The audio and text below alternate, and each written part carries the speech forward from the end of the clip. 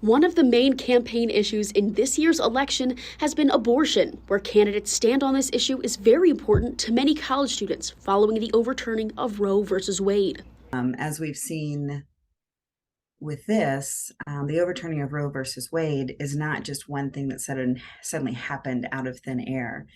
It was a lot of people being in places where decisions were being made. And so it's imperative that every time you vote, you think about what those people represent, what their values are, how they vote, because that makes a difference in the long run.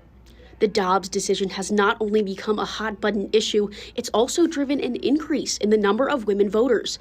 This year, there has been a 500% increase in registered female voters. And they made some of that connection based on the Dobbs decision over the summer. So I do think there is a little bit of like, wait, if I don't weigh in on these things, people are going to make decisions without my participation. So I better weigh into what I think is important. However, not everyone sees abortion as the biggest issue on the ballot. Pro-life organizations believe the focus should be elsewhere.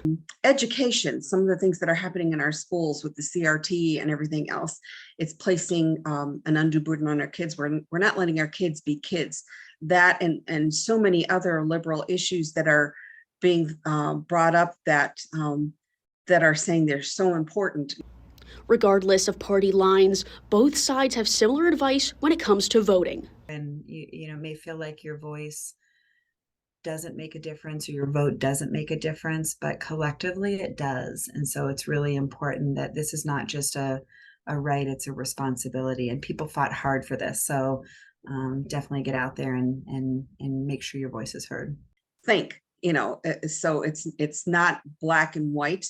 And I know that everybody's pitting red against blue, blue against red, and who's crooked on this side. And I'm sure there's mistakes on all sides, but you have to look at what the candidate stands for and what the party platforms are. Reporting for TV2 News, I'm Olivia Sharp.